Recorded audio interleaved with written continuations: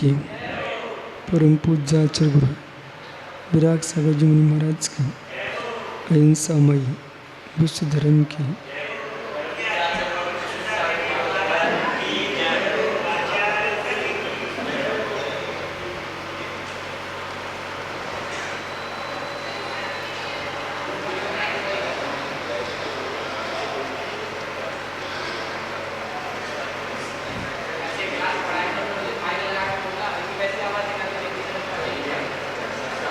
तो यहीं पढ़ा देंगे।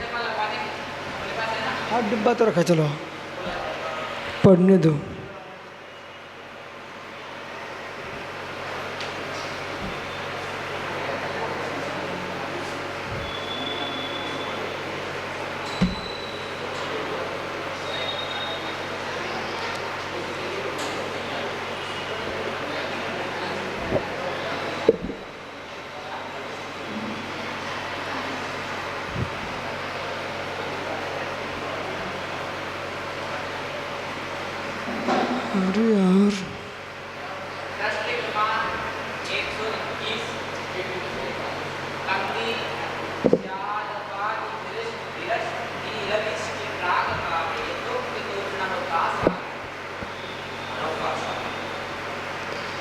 अरे यार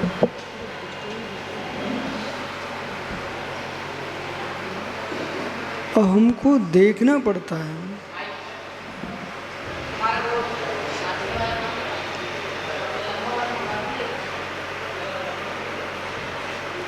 अब उसका काम तो है नहीं है, तुम ये ले जाओ यहाँ से।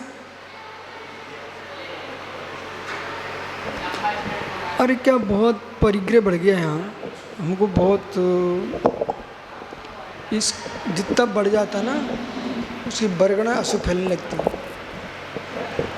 वो तो उठा ले जाना बेटा स्टैंड।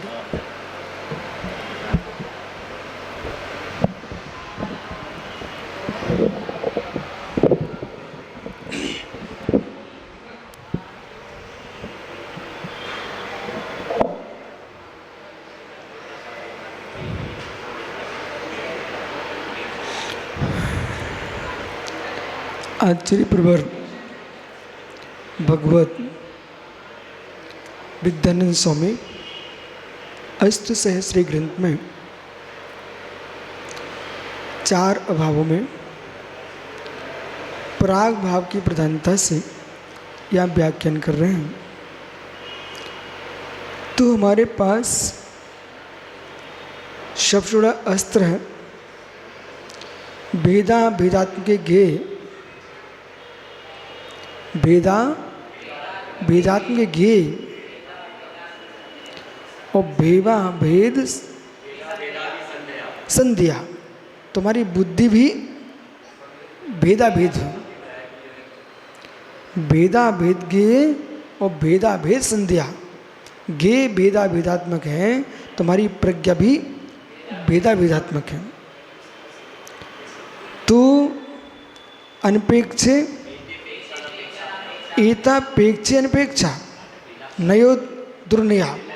तो एते पेक्षे अनपेक्षे लक्षो नयो दुर्नया।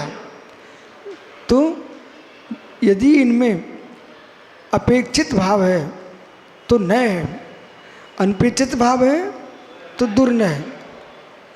तो जैन दर्शन के पास सबसे बड़ी विद्या क्या है? नय। नय बाद इनका इतना प्रचंड है, उसके माध्यम से सबको ठीक कर दिया जाता है। सांस है हमारे पास, सापेक्षता है हमारे पास, और जहाँ सापेक्षता नहीं है, श्वास नहीं है, वे प्रमाण मास से पिटे जाते हैं, प्रमाण मास से पिट जाते हैं। तो आपने सीधी सीधी बात कही, तो हमने यहाँ पर ऋषिसूत्र नय को लेके आए। ऋषिसूत्र नय अर्पणाधि। तो ऋषिसूत्र नय के अर्पणा से प्राग भाव तावत कार्योत्पाद, प्राग भाव तो उसमें कार्य का उत्पाद, उपादान परिणाम एवं पूर्वोक्त अंतरात्मा। जो पूर्व में कहा गया अंतरात्मा, तो आत्मा जो है वस्तु, वो क्या है? मूल वस्तु।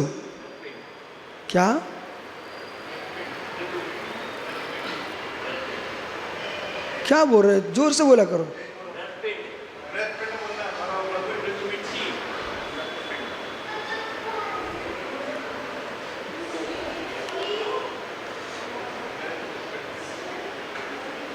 डिस्टर्ब कर दिया पूरा।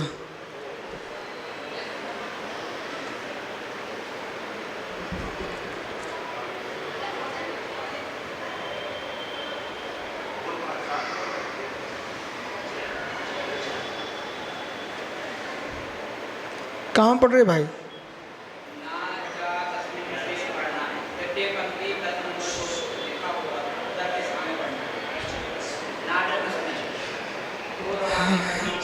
सुनो भाई, जो भी बोलो जोर से बोलो, एक बार सुनाई पड़ा है। न तस्मिन् पूर्व अनादि प्रणाम संततौ, न तस्मिन् तू तथा सतीत्यर्थम। उस प्रकार से पूर्व अनादि प्रणाम संततौ, संतान अनादि प्रणाम संततौ, अनादि जो प्राग भाव है संतान पे चासे, प्राग जो है ना अनादि संतान मानने पर कार्य सद्भावात प्रसंगात, यदि हमने अनादि संतति मान ली तो पूर्व पर्याय का घटादि प्राग ऐसे कहने पर सभी कार्य जो हैं अनादि हो जाएंगे। कार्य प्रसंगात, तो कार्य के भाव का मृतपिंड प्रध्वंस, तो अनादि पूर्व कार्य संतो कार्य सद्भावात सद्भाव प्रसंगा, तो कार्य के सद्भाव का प्रसंग आ जाएगा। यदि प्राग भाव को अनादि मानते हो तो फिर कार्य कैसा हो जाएगा? अनादि हो जाएगा। वो कार्य अनादि हो जाएगा तो प्राग भाव का ही अभाव हो जाएगा, और प्राग भाव का अभाव हो तो कारण का अभाव हो जाएगा। कार्य अनादि हो जाए तो कारण का अभाव हो जाएगा। और फिर जब कारण है ही नहीं है तो कारण के बिना कार्य होता नहीं। जब कारण का अभाव होता है तो कार्य का भी अभाव हो जाएगा। अब प्रश्न ये ना, आपने कार्य मान रहे, कारण नहीं मान रहे हो, तो कार्य किसका है इसका उत्तर दीजिए आप।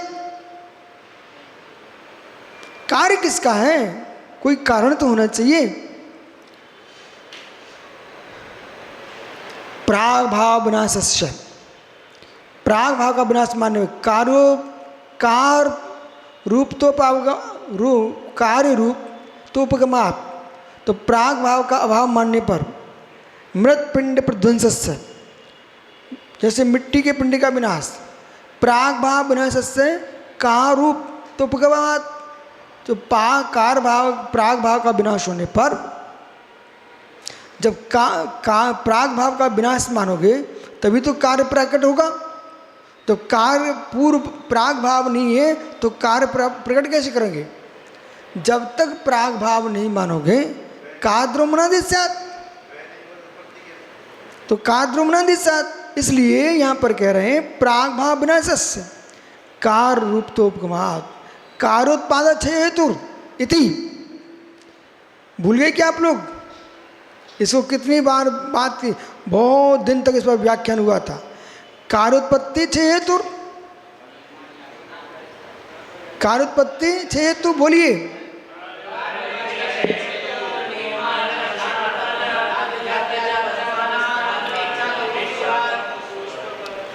तो कार्य उत्पाद छय हेतु, कार्य की उत्पत्ति का हेतु छह, बक्षमाणत्वात्। आगे कहेंगे इसको तो 12 नंबर देखो, द्वितीय परिच्छेद है। कहाँ कहेंगे? द्वितीय परिच्छेद में इसी ग्रंथ में हम कहने वाले हैं कार उत्पत्ति छह हेतु। भैया क्या नाम? गौरव भाई बड़ौद के। कार उत्पाद छह हेतु, अंकित कार उत्पत्ति छह हेतु।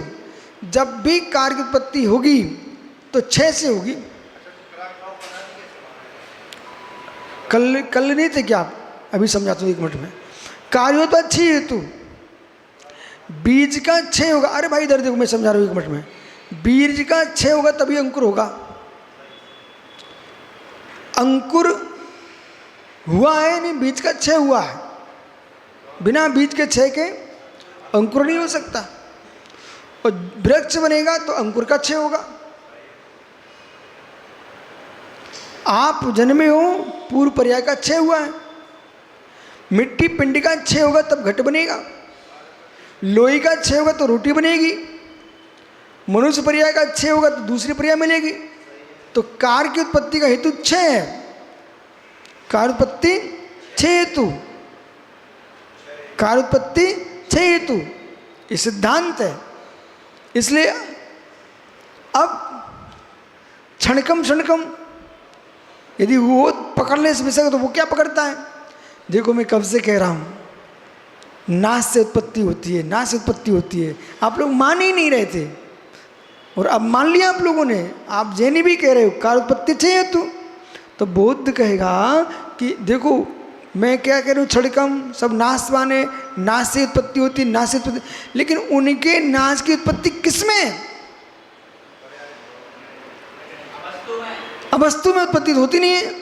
हमने कार्य हेतु क्षय हेतु जो कहा है तो पर्याय का क्षय बनाया है, द्रव्य का क्षय नहीं बनाया।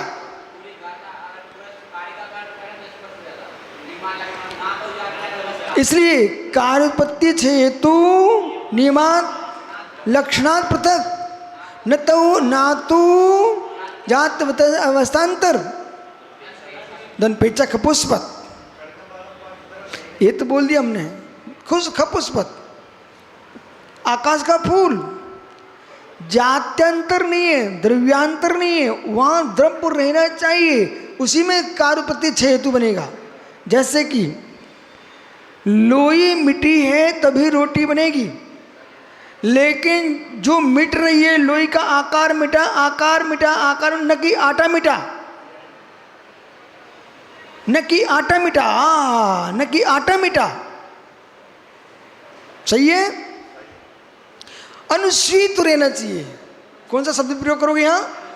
अनुस्वीत रहना चाहिए, अनुस्वीत रहना चाहिए, अनुस्वीत रहना चाहिए, इस शब्द का प्रयोग करोगे आप।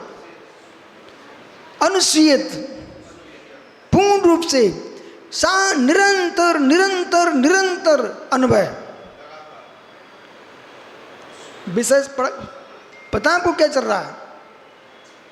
इसलिए क्षणिकम सिद्धांत यहां लागू नहीं होता। कार्योत्पत्ति क्षय हेतु, कार्य की उत्पत्ति हेतु क्षय है। अब ये राकेश पंडित यहीं पिट जाएंगे यदि इनने त्रैकालिक आत्मा को शुद्ध मान लिया बिना कुछ अपेक्षा लगाए, और मात्र अपेक्षा लगाएं तो अपने आप शांत हो जाएंगे। और मात्र ये मानते कि आत्मा त्रैकालिक शुद्ध, आत्मा त्रैकालिक शुद्ध, तो इनका पागलपन। बोले क्यों? कार्योत्पत्ति क्षय हेतु, हेतु तुम्हारे पास ही है। तुम्हारी शुद्धात्मा कब है, कैसे है, बताइए, समझाइए। और हम इतना सा प्रश्न करें, कार्योत्पत्ति क्षय हेतु, इस कारका के अनुसार तुम्हारी आत्मा शुद्धात्मा त्रैकालिक कैसे है? बोले परमेश्वर कार्योत्पत्ति क्षय हेतु। आप तो इतना बोलिए, इतना तो आप हिंदी में बता सकते हो, कार की उत्पत्ति क्षय से होती है, आप मानते क्या?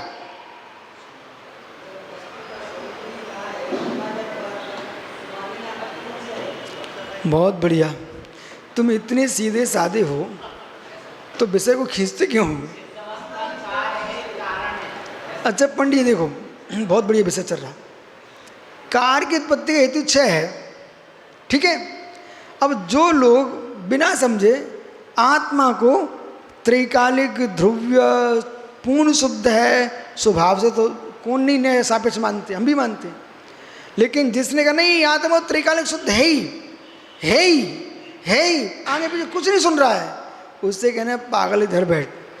कार की उत्पत्ति कैसे होती है? गेहूं के दाने में रोटी है कि नहीं?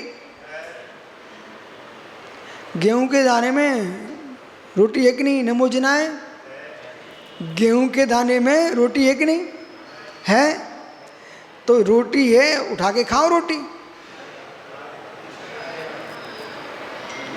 गेहूं के दाने में रोटी है कि नहीं? है। तो ऐसी संसारी आत्मा में परमात्मा है कि नहीं? है। बोले कैसे? जैसे गेहूं के दाने में रोटी, पंडित जी गेहूं के दाने में रोटी, लेकिन प्रकट कब होगी? कार्योत्पत्ति क्षय हेतु।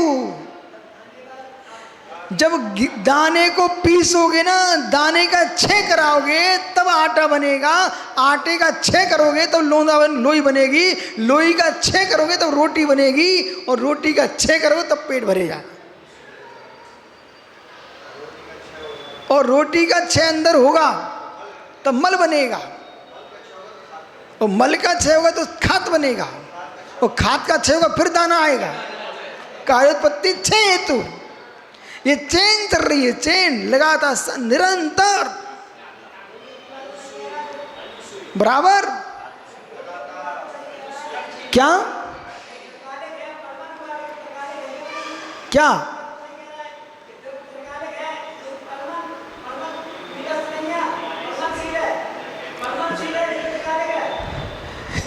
क्या बोल रहा भाई? क्यों भाई, क्या बोल रहा है भाई?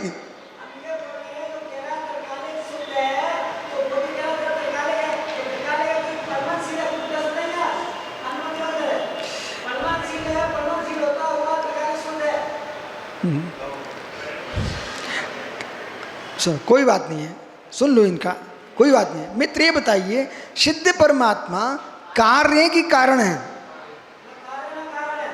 तो क्या है? ठीक है, फिर भी बताइए कारण है कि कार्य है? देखो आप लबराओ की लोंधा धोंधा, आप तो ये बताइए, तो फिर ये सिद्ध भगवान कार्य है कि कारण? मनुष्य पर्याय कार्य है कि कारण है?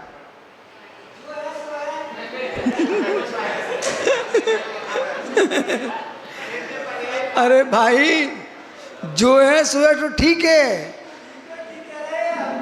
परंतु आप ये बताइए, कारण समय सार और कार्य समय सार तुम्हारे आगम में दो शब्द हैं क्या?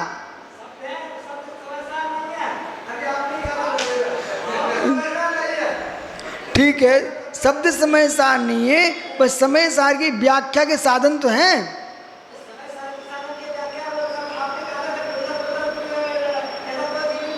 देखा, इसलिए सबको समय सार नहीं बनना चाहिए।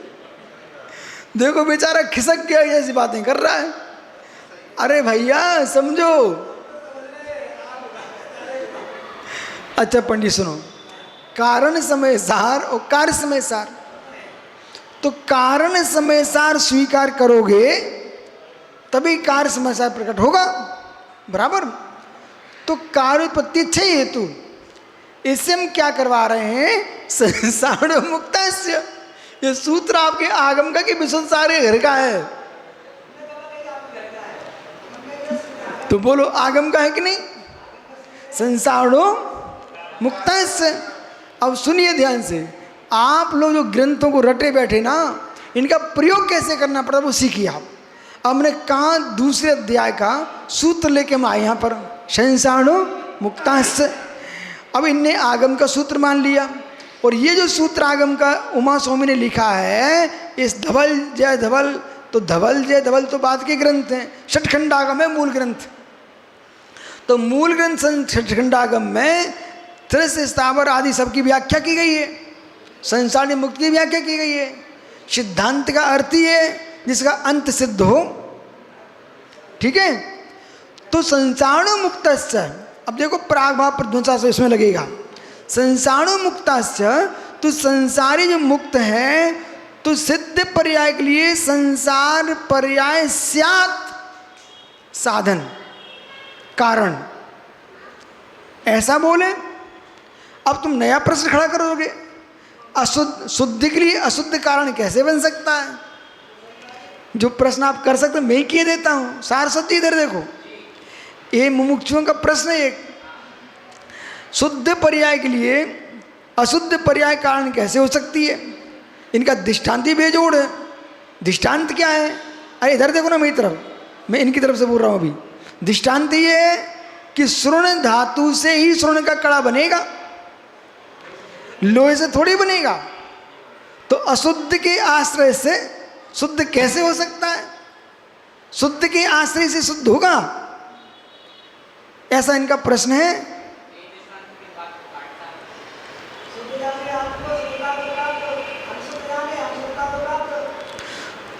अच्छा, शुद्ध जानते हो इसलिए शुद्धता प्राप्त हो गए कि शुद्ध हो इसलिए शुद्धता प्राप्त हो गए?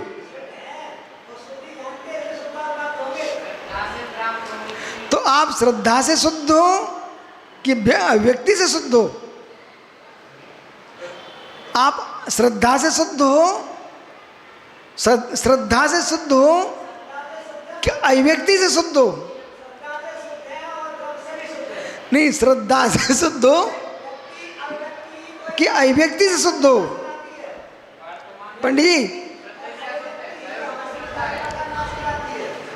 ये आप जानते नहीं इसलिए ऐसी बोल रहे हो कि मानना नहीं चाहिए इसलिए बोल रहे हो? भैया, आप जानते नहीं हो इसलिए ऐसी बोल रहे हो कि मानना नहीं चाहिए इसलिए ऐसी बोल रहे हो? बोलो बोलो।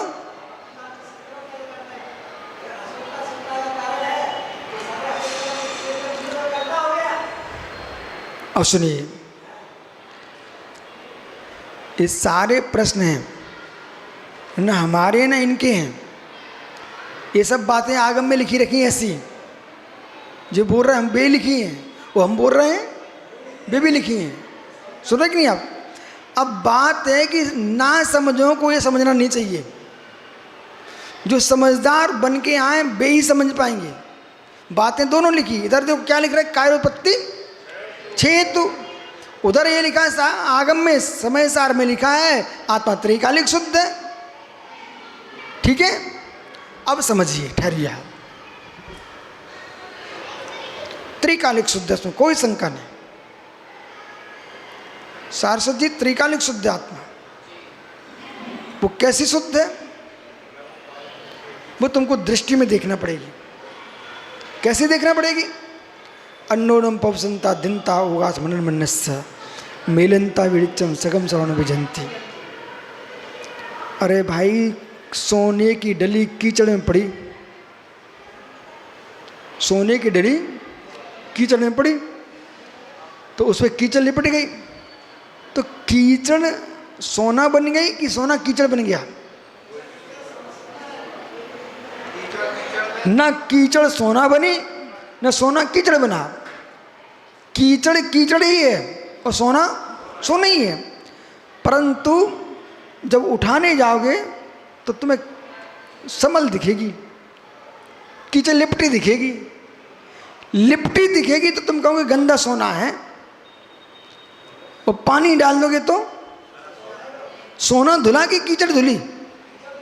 कीचड़ धुली। सोना तो सोना ही था, फिर भी धोना पड़ा। देखो, हमारी दोनों बात सुनते जाना, फिर भी धोना पड़ा। क्योंकि कीचड़ लिपटी थी। ऐसे ही आत्मा कर्मों से लिपटी है, कर्मों से लिपटी है, लेकिन जैसे सोना तो सोना ही है, कीचड़ कीचड़ है। ऐसे आत्मा तो जैसे सोना है ऐसी आत्मा तो शुद्ध ही है। आत्मा कर्म रूप कभी हुई नहीं, कर्म आत्मभूत हुए नहीं। इस दृष्टि से आत्मा तो शुद्ध ही है। लेकिन कीचड़ में संयोग संबंध था सोने का, वो आत्मा में कर्मों का संयोग संबंध नहीं है, संश्लेष संबंध है।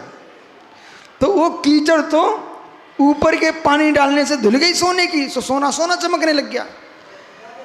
वो आत्मा के लिए जो संश्लेष संबंध में है, तो जाए कैसे धोए? तो जाए रत्नात्रय के पानी से धो। कहाँ मिलेगा? वो तो अपनी आत्मा के ही पास है। अरे सोनगढ़ ऐसे ऐसे बोल भैया, वो तो अपनी आत्मा में ही है। ऋणतम नवट्टी अपान मुर्दमी तम्मा तत्ती मयो होदी मोक्ष आधा। निश्चय न से तो रत्नात्रय आत्मा में ही है, लेकिन सभी आत्माएं रत्नात्रय धारी नहीं है, नहीं तो निगोदिया भी रत्नात्रय हो जाएगी। ये बात कहना चाहिए बार बार। बुद्धिपूर्वक अवसंधिकृत प्रथम भवती। ए बालक सुनो ध्यान से, अभिसंधिकृत प्रथम भवती। बुद्धिपूर्वक धारण करेगा वही वृत्ति कहलाएगा। बिना बुद्धि के धारण कोई धारण होते मायाचारी हो जाएगी पंडित साहब बराबर। इसलिए बुद्धिपूर्वक व्यवहार चार्थ को स्वीकार करता हुआ निश्चय में डूबेगा। आत्मा के बाहर सारथ नहीं है, लेकिन सभी आत्माएं चारित्रवान नहीं है। और वह सिद्धारिया उज्जय साहु पंच परमेटी ते उच्चति आदतम आदव में शरणम। अरे सिद्धाचर उपादेश्वर साधु मेरी आत्मा में ही ठहरते हैं। तो तन्मय कहेगा अब मुझे दीक्षा विक्षा नहीं लेना। बोले क्यों? और वह सिद्धारिया वो पीयूष तो इसलिए कभी वृत्ति नहीं बनने का भाव करता। उसने तो विदिशा का सोन लिया है ना, उसने सोच ही लिया है कि अरुआ सिद्धारिया वो जैसा ऊपर मिट्टी ते वो चिट्ठी आदा तम्मा आदाऊ में शरणम। अरे सिद्धाचर उपाध्याय साधु ये सब मेरी आत्मा में ही ठहरते हैं, इसलिए आत्मा ही मेरा शरण है। अब मैं क्यों द्रव्यलिंग धारण करूं? निष्पक्ष ये है, निष्पक्ष ये है शक्ति रूप से जो शुद्धात्मा है, अरहत अवस्था प्रकट, सिद्ध अवस्था, अरहत अवस्था, आचर पद साधु ये सब कुछ प्रकट होंगी आत्मा में ही होंगी। इसलिए आत्मा निश्चय से मेरा शरण है। विवारने से परगत तत्व की दृष्टि से जो अरहत सिद्धाचर उपाध्याय जिस अवस्था में हैं उन्हें व्यवहार से मैं अपने मानना चाहिए परमेष्ठी, और निश्चय से जो मेरी आत्मा ही पंच परमेष्ठी। इसलिए दोनों को स्वीकार करते हुए सुगत तत्व को भी समझो और परगत तत्व को भी समझो, और दोनों को समझ कर मध्यस्थ हो जाओ, वही जिनेंद्र की देशना के पुष्कल फल को प्राप्त होगा। आइए आगे चलो। क्या? अब सुनिए, अब आपको सुनना प्राग भाव। और आलम्बन किसका लें? जो आलम्बन लेने की बात कर रहे हैं वे शुद्ध होते नहीं, जो शुद्ध होते वे किसी का आलम्बन लेते नहीं। इसलिए आपको आलम्बन अशुद्ध अवस्था में जो त्रैकालिक ध्रुव ज्ञायक स्वाभाविक शुद्धात्मा शक्ति रूप में है उसका आलम्बन लेकर के शुद्ध पर्याय प्रकट करना चाहिए।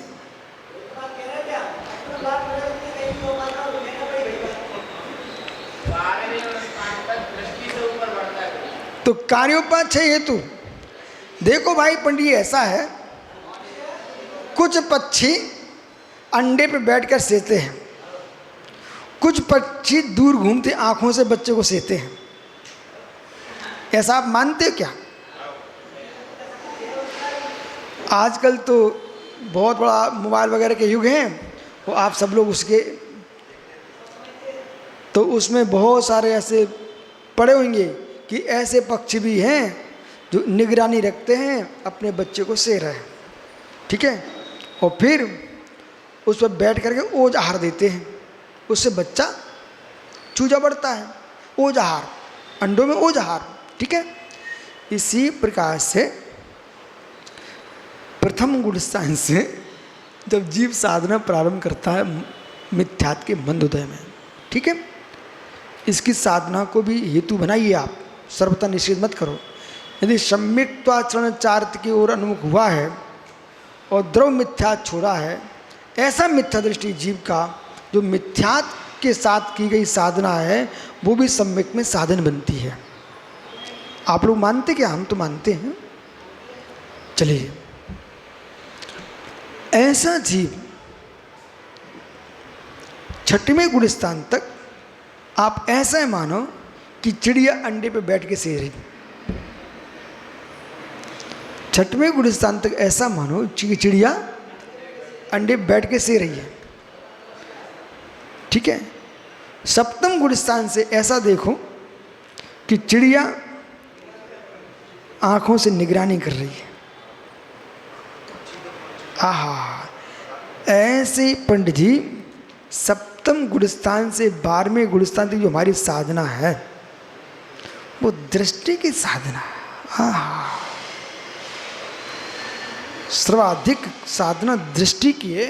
ये बात देश के प्रत्येक साधक को समझना चाहिए। जो दृष्टि की साधना ऐसी है, बस नदी में चंपू, नौका का चंपू, नदी में चंपू, नौका का चंपू हटाते जाओ, ठीक है। अथवा तालाब में पीरा पानी, तालाब में पी रहा पानी, सवाल कर करके पानी, कर करके पानी, ऐसे ही।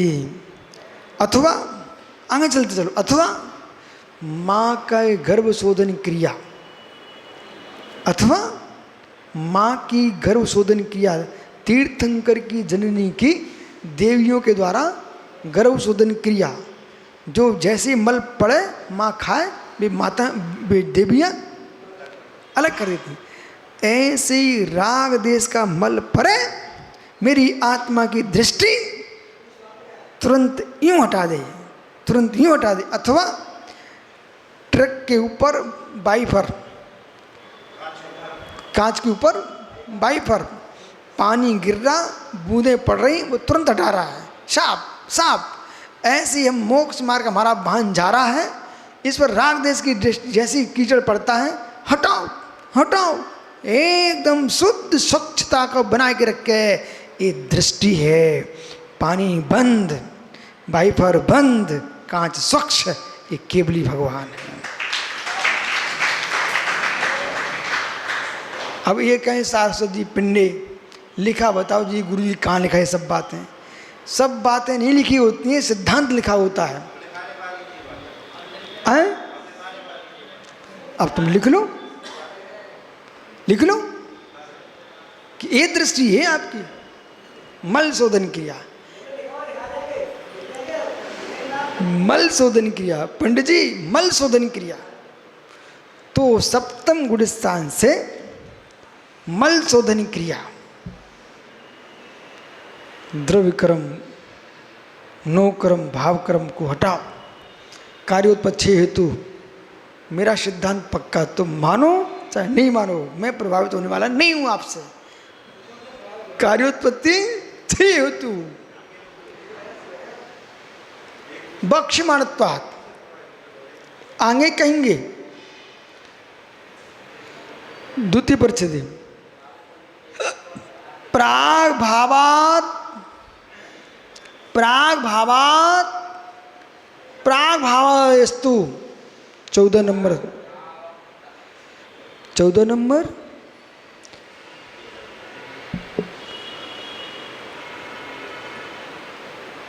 तेरा पूर्व अनादि परिणाम मत्स्य, पूर्व अनादि परिणाम, स्व पूर्व स्वरूप प्राग भाव, स्व पूर्व प्राग भाव अभावात, भाव रूपत्वात्। देखो बालक, पूर्व पूर्व का प्राग भाव, अभाव, अभाव, तो पूर्व स्वरूप प्राग भाव, भावा अभाव रूपत्वात्, पूर्व का प्राग भाव अभाव रूप, तो पूर्व का प्राग भाव अभाव रूप, तो प्राग भाव कब होगा? इसलिए हमने ऋषिसूत्र ने लेके आए हैं, इसलिए हम ऋषिसूत्र लेके आए हैं। ऋषिसूत्र से हमने क्या किया? तत्त एक समय की पर्याय को ग्रहण कर रहा है, इसलिए अभाव होता चला जा रहा है, पूर्व पूर्व का अभाव, पूर्व पूर्व का अभाव होता चला रहा है, ठीक है। लेकिन आप जो चार्वाक ने बात कही, नैयायिक ने बात कही कि भाई पूर्व में अभाव, पूर्व में जब अभाव हो चुका तो अभाव बनाए वो किसका? तो वो अभाव बना रहे थे कि सत्ता का अभाव करके अभाव, सत्ता का अभाव करके अभाव। हम सत्ता का अभाव करके अभाव नहीं बना रहे हैं, हम सत्ता के सद्भाव में अभाव बना रहे हैं, क्योंकि हमने ऋषिसूत्र ने को लेके चले हैं, और ऋषिसूत्र ने द्रव्यार्थिक नहीं कि पर्यार्थिक? बोलो भाई, ऋषिसूत्र ने कौन सा है? पर्यार्थिक। ये भाई स्वाध्याय करता है, ये पर्यार्थिक ने है, और निगम ने द्रव्यार्थिक। बहुत बढ़िया। अब 7 नियमों में कितने द्रव्यार्थिक कितने पर्यार्थिक? 3 क्या है? तो 4 क्या है? तो 3 जो द्रव्यार्थिक है उनके नाम बोलो। ये 3 क्या है? द्रव्यार्थिक। अब पर्यार्थिक बोलो। ये क्या है? पर्यार्थिक। ठीक है, चलो खुशी है तुम्हें याद है सबको, पढ़ा तो हो, ठीक है। जब बता दे तो आनंद आता कि नहीं आता? तो स्वपूर्वा प्रागभाव रूप कार्य रूप तस्व कारूप होने पर तथा कथम न तत्र कार्य सद्भावा कारूप ने उसका के चेत आह जैना जैन कहता है।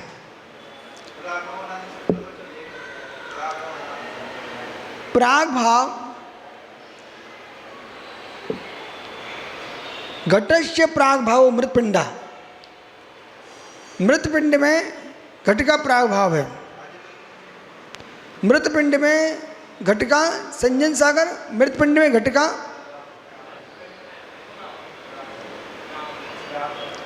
वर्तमान के घटक में, वर्तमान के घट में, तो मिट्टी के पिंड में प्राग भाव बोलो, इसलिए तो मृत्यु पिंड रखा सामने। अब संतति रूप से प्राग भाव और ऋषुत्ने से प्राग भाव, इनका प्रश्न था वो मैं समझा रहा हूँ, कल समझा चुका हूँ फिर भी बोल रहा हूँ। अनादि अनादि प्राग भाव और सादि प्राग भाव, संतति की अपेक्षा से वही द्रव्य है, उस द्रव्य में अनेक पर्याय हो चुकी हैं, उन पर्यायों में अनेक प्रागभाव हो चुके हैं, इसलिए अनादि प्राग भाव है। अरे शरीर का है भैया, खड़े हो जाओ जरा, इन्हीं सर्कल बना लीजिए आप। आत्मा द्रव्य मनुष्य पर्याय, तो वर्तमान की जो मनुष्य है लड़का, इसकी भूत पर्याय में प्राग भाव इसका, ठीक है। तो ऐसे इस आत्मा ने कितनी पर्याय धारण कर चुका है? द्रव्य नहीं भाई, ठहर, इस द्रव्य में जीव द्रव्य है, इस जीव द्रव्य में कितनी प्रागभाव हो चुके हैं? कब से हो रहे हैं? अनादि से। तो अनादि प्रागभाव, ठीक है, अनादि प्रागभाव। वर्तमान में क्या नाम बेटा? चेतन। यहाँ सब सोनड़ी आते हैं मेरे पास, तुम चेतन हो? चेतन, चेतन भाई, तो प्रागभाव। अब प्रागभाव वर्तमान ऋषुत्ने से, ऋषुत्ने से ये लड़का कितने साल का भाई? अरे युवा हो गया, युवा हो गया। इस युवावस्था का किशोर अवस्था में अभाव, बोलो कौन सा अभाव? इस युवावस्था का किशोर अवस्था में अभाव, पंडित क्या हुआ? प्रागभाव। तो ऋषुत्ने से वर्तमान में सादी प्रागभाव है, सादी प्रागभाव। इसलिए हमारे प्रागभाव दो प्रकार के हैं, सादी प्रागभाव और अनादि प्रागभाव। और कार्योत्पत्ति क्षय हेतु, यदि ये किशोर अवस्था का क्षय नहीं करता तो आज 18 वर्ष का युवा नहीं हो सकता था। सही है? अरे फिर से खड़े हो जाओ भैया। ये किशोर था कि नहीं? पक्का। आज से 1 साल पहले किशोर था नहीं भाई, अभी पर्याय दृष्टि से कथन करें तो ये, चलो बैठ जाओ।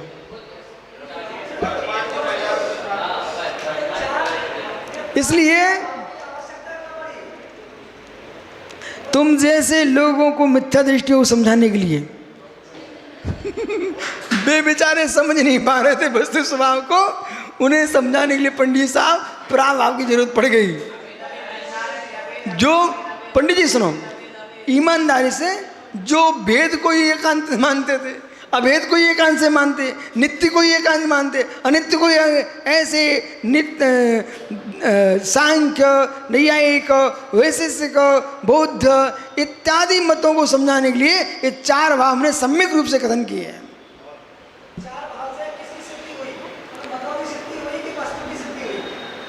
वस्तु की सिद्धि हुई है।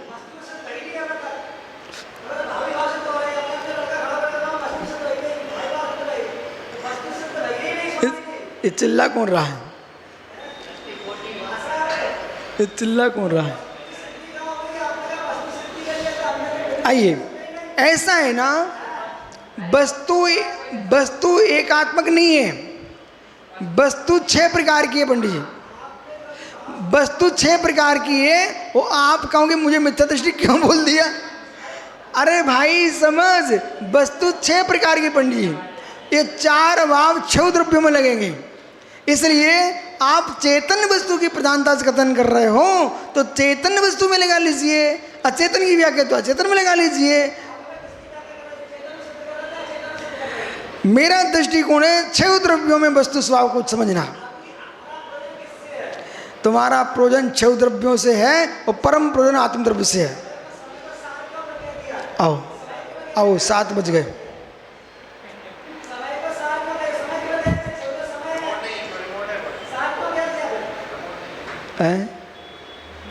आइए कहाँ पहुँचे? 14 से फिर पढ़ना भैया, ठीक है। पूर्व चलो एक लाइन तो पढ़ लीजिए। पूर्व प्रणाम से पूर्व प्रणाम में बोला तुम्हारे शंका का समाधान।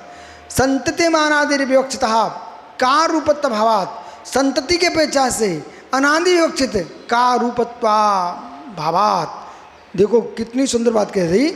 संतान संतानी की बात करिए तो संतानी दृष्टि पूर्व के प्राग भाव रूप माँ भाव क्षण है, जो कि अपर अभेद रूप है, उन्हीं संतान से माना है। पर संतानी क्षण के पेचा तो पर्यायों के पेचा से प्राग भाव अनादिपना न होने पर भी कोई दोष नहीं है। समझ गए ना? तो पर्यायों की दृष्टि से ऋजु सूत्र से शादी मानने में कोई दोष नहीं है और संतति पेचा से अनादि मानने में कोई दोष नहीं है। पर ये सारे भाव जो लग रहे हैं ये वस्तु में लग रहे हैं। वस्तु चेतनात्मक है, इसलिए अचेतन वस्तु गे मात्र है, हे मात्र है। चेतन जो भगवान आत्मा है वह गे भी है, शात हे भी है, परम उपादेय भूत है। क्या हे बहिरात्म भाव को जब प्राप्त होता है तब वही आत्मा हे हो जाता है। देह जीव को एक गिना बहिरात्म तत्व मुदा है। नमो रियंताणम नमो सदा नमो रेणु जनु सौ